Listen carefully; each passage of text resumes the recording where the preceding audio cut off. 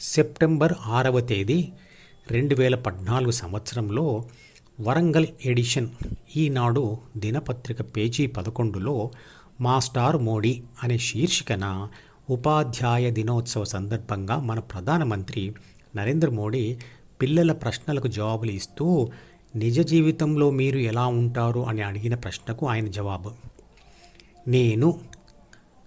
నన్ను నేను కనుగొనాల్సి ఉంది.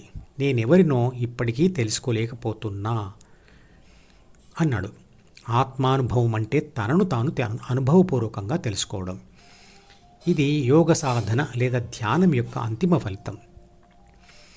మరి ఆయన యోగ సాధన ఎప్పటి నుంచో చేస్తున్న వ్యక్తి కదా, అతను అంతిమ దశకు ఎందుకు రాలేదు అంటే, మోడీ గారు ఎప్పటి నుండో యోగ సాధన చేస్తున్నా వారు అయినప్పటికీ తన బాధ్యతల కారణంగా ఆయన ధ్యాన సాధన కోసం కావాల్సినంత సమయం కేటాయించకపోవడం వలన అంతిమ దశకు చేరుకోలేకపోయారు.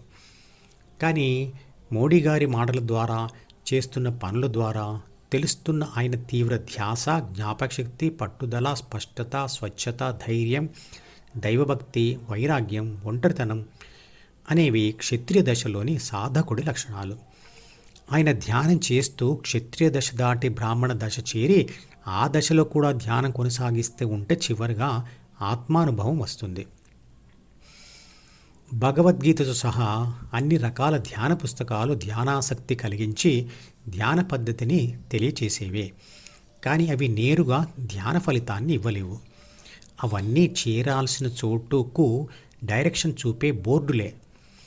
ఢిల్లీ 2000 కిలోమీటర్లు అనే తోవ చూపే బోర్డు చూసి ఆ బోర్డు దగ్గరే కూర్చొని నేను ఢిల్లీ చేరాను అని అనుకోం కదా. ధ్యాన గమ్యాన్ని చేరుకోవాలంటే పుస్తకం చదవడంతో పాటుగా ధ్యాన ప్రయాణం చేయవలసిందే. అలాగే దేవుడి ఫోటో లేదా విగ్రహం ముందు కూర్చొని పళ్ళు పూలు ఉంచి 700 భగవద్గీత శ్లోకాలు చదివి నేను దేవుడిని కలుసుకున్నాను, భక్తుడిని అయిపోయాను అనుకుంటే ఫలితం రాదు. అలా చేయడం అనేది ధ్యానంలో మొదటి స్టెప్ మాత్రమే.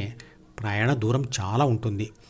ధ్యాన ప్రయాణంలో గమ్యం చేరడానికి బుద్ధుడికి 13 సంవత్సరాల సమయం పట్టింది.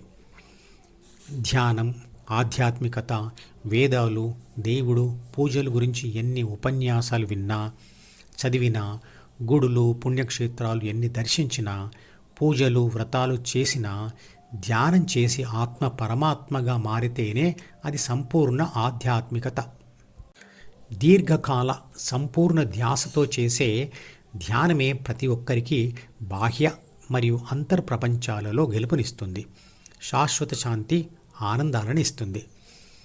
ధ్యానం వలన ధ్యాస పెట్టి వినడంలో, విన్నదానిని గ్రహించడంలో, మనసులో దాచుకోవడంలో, అవసరమైనప్పుడు మనసులో నుండి తీసి వాడడంలో ధ్యాస తీవ్రత పెరుగుతూ ఉంటుంది. ఒత్తిడి, భయం లేని ప్రవర్తన ఉంటుంది. అందువల్ల ప్రాపంచిక విషయాల్లో సమర్థత పెరుగుతుంది. చదువులో, ఉద్యోగాల్లో, వ్యాపారాల్లో, కుటుంబ సమస్యలపై గెలుపులు ఉంటాయి. చివరిగా స్థితప్రజ్ఞ కలుగుతుంది. అప్పుడు ఆత్మ మనసును విడిచి తానే పరమాత్మాని గ్రహిస్తుంది. తల్లి గర్భంలో ఏర్పడే ఒకే ఒక కణం అనేక రకమైన అవయవాలుగా ఏ విధంగా తయారవుతుంది. తల్లిదండ్రుల వలన తల్లి గర్భంలో ఏర్పడిన జైగోట్లో ఉండే ప్రాణశక్తి, ప్రాథమిక మనసులు కలిసి జైగోట్ లాంటి కోట్ల కణాలను నిర్మిస్తాయి. అందుకు కావలసినటువంటి శక్తిని మరియు పదార్థాన్ని తల్లి నుండే తీసుకుంటాయి.